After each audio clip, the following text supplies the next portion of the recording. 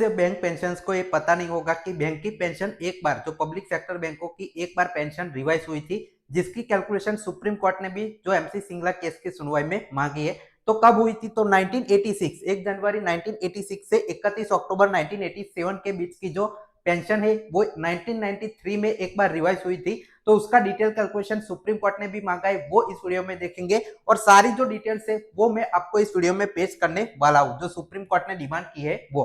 अब देखिए, आपकी जो पेंशन है वो रेगुलेशन 1995 के हिसाब से हम इस वीडियो में कैलकुलेट करेंगे, लेकिन आरबीआई का फॉर्मूला भी इतना ही इंपॉर्टेंट है आपकी फ्यूचर की जो आपकी कैलकुलेशन है वो करने के लिए। तो उसका पूरा वीडियो मैंने बनाकर रखा है, 35,000 से ज्यादा लोग इसको देख चुके हैं।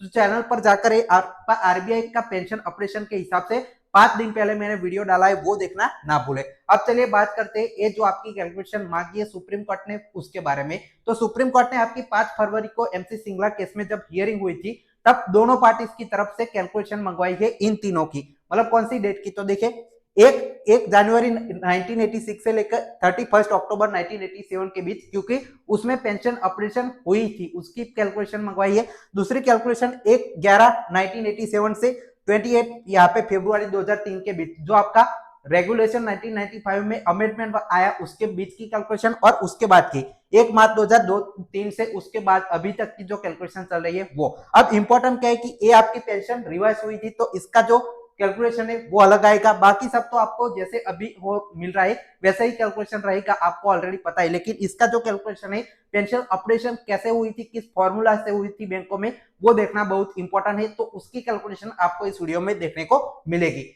अब जो आपका पेंशन रेगुलेशन एक्ट में 35 रेगुलेशन है, उसमें अमाउंट ऑफ बेसिक पेंशन जो है वो कैसे आपका एडिशनल पेंशन के साथ रिवाइज करना है वो इसमें डिफाइंड है अपेंडिक्स 1 में। तो अपेंडिक्स 1 क्या है वो मैं आपको आगे जाकर बताता हूँ, लेकिन ये जो आपकी पूरी कैलकुलेशन रहेगी वो स्टेप बाय स्टेप आपको जो एक्सप्लेनेशन है पेंशन का कैलकुलेशन, जो आपका 1 जनवरी 1986 से 31 अक्टूबर 1987 35(1) रेगुलेशन के हिसाब से आपको देखने को मिलेगी। अब बहुत इंपॉर्टेंट है, ये जो आपकी ऑपरेशन पेंशन की किस हिसाब से की गई, किस फॉर्मूला के हिसाब से की गई, वो फॉर्मूला देखिए।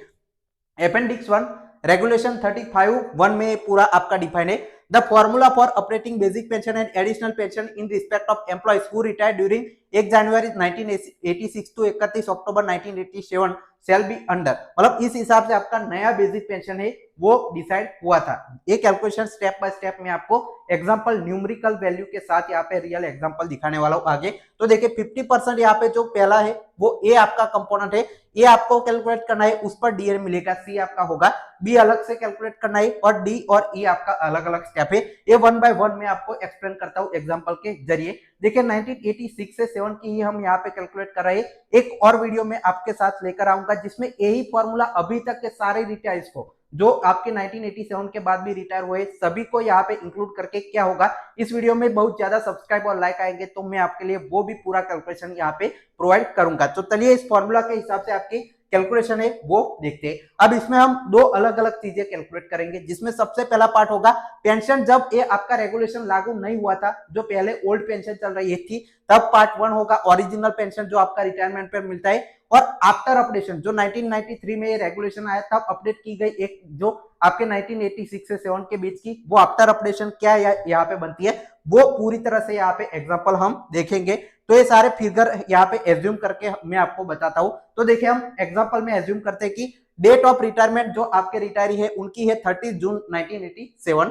इनका एवरेज यहाँ पे जो इमोल्यूशन है वो लास्ट 10 महीने का जो एवरेज है वो 2000 इनका रहा है। क्वालिफाइंग सर्विस इन्होंने 30 साल पूरे किए। डीए इंडेक्स इनका 1960 सीरीज पर 600 जो पॉइंट्स है उस पर आपका है वो गिना जाएगा, मैं आपको आगे जाकर डिटेल में समझाऊंगा। मैक्सिमम क्वालिफाइंग जो सर्विस होती है वो अलाउड है 33 इयर्स की इस फॉर्मूला के हिसाब से। तो सबसे पहला पार्ट है पेंशन बिफोर ऑपरेशन, मतलब जो ऑपरेशन नहीं हुआ, ये 1993 जो रेगुलेशन के हिसाब से ऑपरेशन नहीं हुआ, ओल्ड पेंशन कितनी मिल रही थी वो देखिए। तो देखिए एवरेज लास्ट 10 महीने की जो पे है वो 2000 है, स्टेप 1 है। और स्टेप 2 में पेंशन फॉर्मूला आपका लग जाएगा, जिससे 50% ऑफ एवरेज इमोल्यूशन, मतलब आपका 2000 का 50% यहाँ पे आ जाएगा। और आपने जो जितनी साल की सर्विस की और मैक्सिमम साल, तो ये सभी चीजें करेंगे तो 50% 2000 आपकी जो एवरेज 10 महीने की सैलरी, और 30 साल आपने यहाँ पे सर्विस की, मैक्सिमम 33 साल। तो इन सभी को यहाँ पे कैलकुलेट करेंगे तो 909 ओरिजिनल इनको जो प्री अपडेशन पेंशन है वो अभी मिल रही है। अब जो 1993 में रेगुलेशन के हिसाब से इन जो 1986 से 7 के बीच की जो अपडेशन की उसके बाद की पेंशन क्या बनेगी वो चलिए देख लेते हैं। तो फॉर्मूला मैंने आपको बताया है, देखिए मैं आपको फिर से फॉर्मूला जो है वो बता देता हूँ। ये पूरा फॉर्मूला है, इस हिसाब से पेंशन अपडेशन यहाँ पे देखिए ऑपरेटिंग बेसिक पेंशन है इस फॉर्मूला के हिसाब से होगी। तो इसमें आपका ए कैलकुलेशन है, बी सी डी ई, इन सभी की कैलकुलेशन अब आपको करनी है, वो मैं आपको यहाँ पे स्टेप बाय स्टेप जो है वो दिखाने जा रहा हूँ। पार्ट 2 ये pension after updation as per जो रेगुलेशन 35(1) अपेंडिक्स 1 इफेक्टिव आपका 1993 में किया गया था इनके लिए।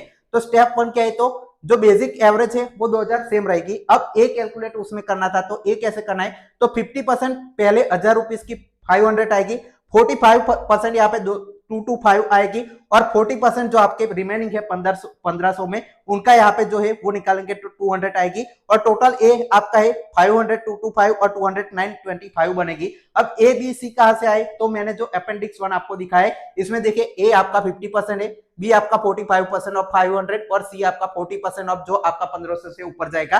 तो ये ए का पूरा कैलकुलेशन है वो हमने देख लिया। अब स्टेप भी इसमें किया था, तो 50% ऑफ एवरेज इमोल्यूशन मतलब 2000 जितने आपके मिलते थे मंथली उसका 50% आपका डायरेक्टली आ जाएगा, तो 1000 बी आपका निकल आया। अब सी कैसे निकलेगा, सी आपका डीए इंडेक्स है, वो हमने जो ए कैलकुलेट किया है उस पर डीए आपका मिलेगा सी। वो कैसे करना है, तो डीए आपका कन्वर्जेशन डेटा टेबल, मतलब ये जो मैंने आपको टेबल दिखाया उसके नीचे एक और टेबल था जिसमें डीए के अलग अलग तरीके से कन्वर्ट करने के लिए चीजें दी गई थी। शॉर्ट में मैंने यहाँ पे प्रेजेंट कैलकुलेशन कर दिया है।